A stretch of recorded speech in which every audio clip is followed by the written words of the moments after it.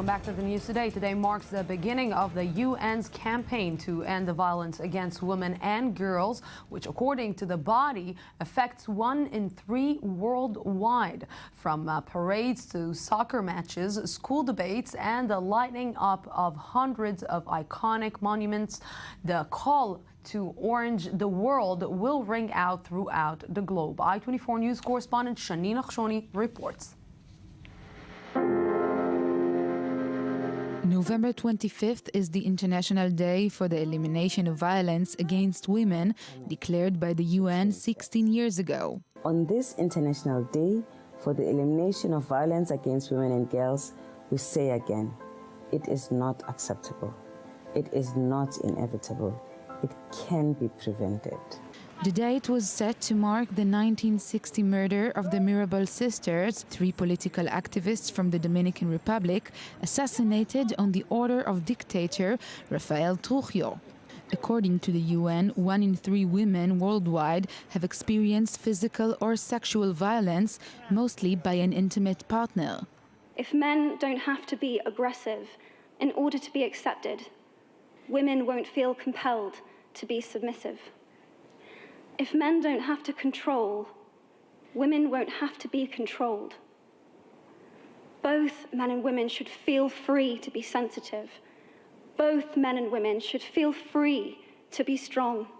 On Tuesday, IS teenage poster girl Ragazza Novick was reportedly beaten to death as she tried to flee the group. This story made headlines all over the world, while most incidents of violence towards women go unreported. Women are suffering from physical, sexual, verbal, and financial abuse on a daily basis. An estimated 133 million girls and women have experienced some form of female genital mutilation in the 29 countries in Africa and the Middle East, where the harmful practice is most common. In Israel, 16 women were murdered during the past year by a relative.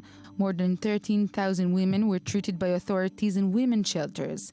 60 women were left outside due to lack of space. 8 out of the 16 murdered women were Arab-Israeli citizens.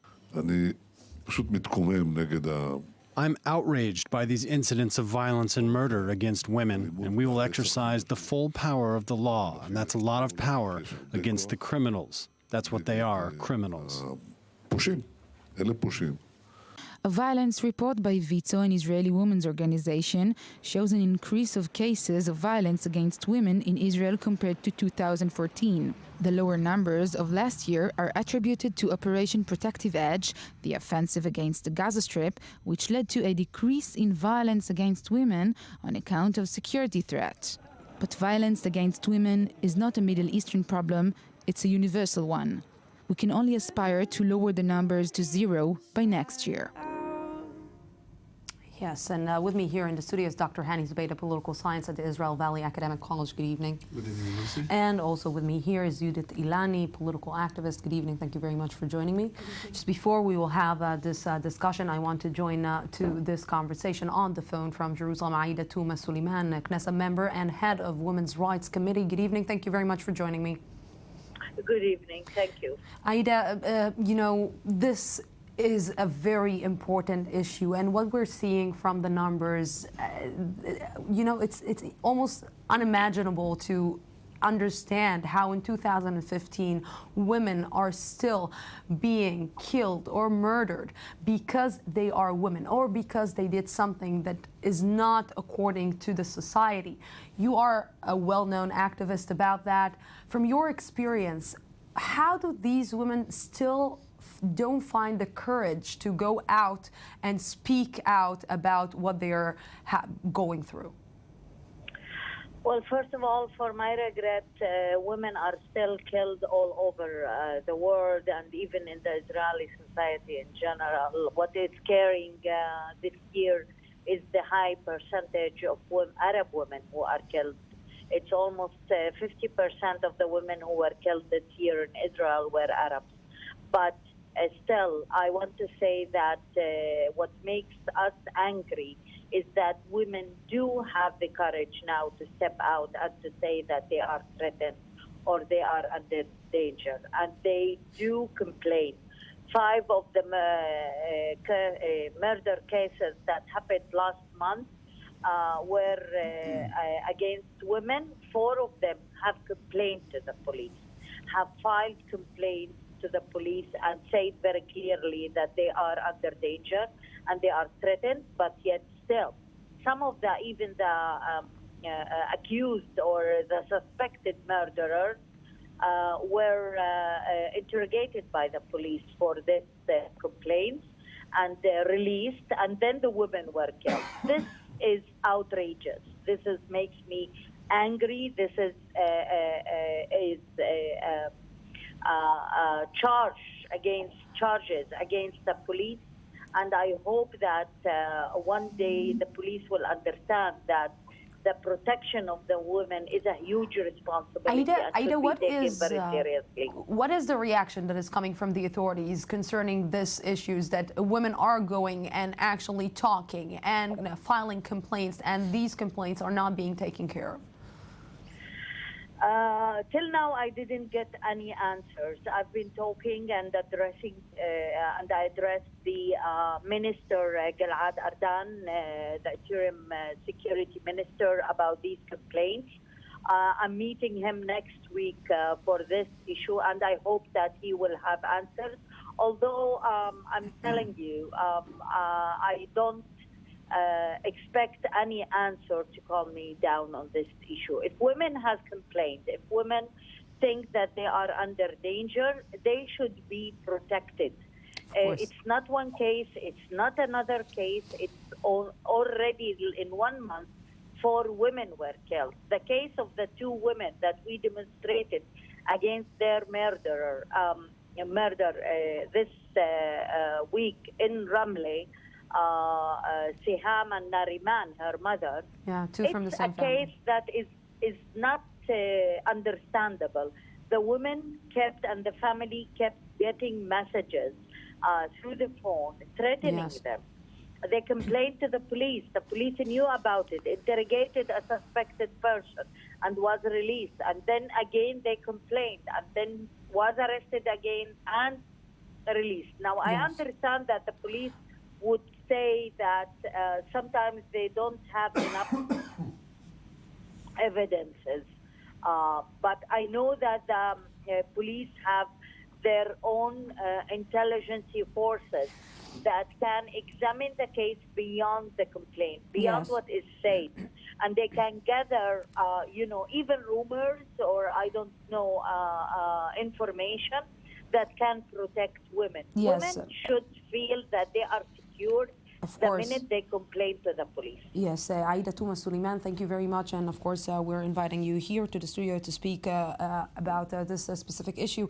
And I want to continue this discussion here. How come the authorities are not doing anything? How come these women, and sometimes we blame the victim and we're saying, okay, they don't have enough courage to go out and speak. And when they do, nobody's doing anything. And just they end up getting murdered. I think you can look at it from 3 perspectives: educational, welfare, and security. And when you look at, for instance, the welfare aspect, there isn't enough space in shelters. Very often we want to refer women to shelters and they're on a waiting list. There isn't enough space. On the other hand, today I heard that in a special center where they assist men in becoming less violent, men who have been found guilty of having been violent against their wives, there are 2 of those centers in the country, and one of them is in the danger of being closed because of financial reasons, and all the employees have been given letters informing them that towards the end of the year they'll be fired. So it's a matter of deciding about priorities. What is more important to you? When you look at education, there is another aspect. I mean, we know that of children who are exposed to violence in the family, about 60% of the boys will eventually become violent against their wives. The girls will become beaten women. So we know this already, and it means breaking the cycle of violence, and it just means investing in education. And then finally, when you look at the police, I mean, what Aida Touma Suleiman has been saying, it's outrageous. So Erdan today suggested that they would give women some kind of alarm systems, and men would be supplied with electric tracking devices. Well, the men who killed the women in Ramle and also the men who killed the young woman in Jaffa about 3 weeks ago. 3 weeks ago, yeah. He was also under home arrest. So obviously these things don't work. It doesn't work because also of cultural problems. It's just like one of the reasons that the police is explaining that the family is connected to the circle of silence, the cycle of silence that we're talking about. They are just trying to hide evidence. They don't want to cooperate with the police, and basically, again, about education, about culture, the honor, the so-called honor killing. I think we're dealing with the aftermath of the violence and not with the source of the violence, which are two different things. I think we should concentrate more on the source of the violence. Let me just remind you that in the United States, what happened, the first woman who was acknowledged as a battered wife complained to the police. The police officers came to their house. She opened the door. She said, "He's beating me. He's violent. He's drunk." They said, "Come out." They knew him. They were men. He was a man. They said, no, stop doing whatever you're doing. And they left. She called them again. And she said this time, "He hit me. Look at me." They said, "Oh, come on. You got to stop it. Stop hitting her. We don't want to come again." The third time when they came, he stabbed her over 20 times and smashed her head with a skillet.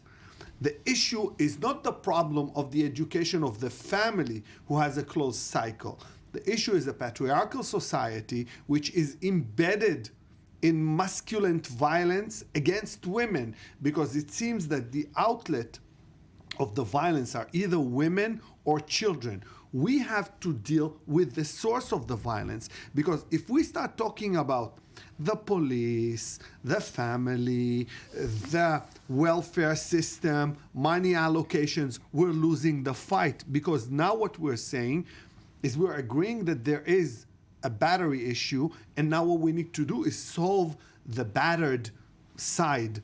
What I'm saying is we have to go back to the initial point.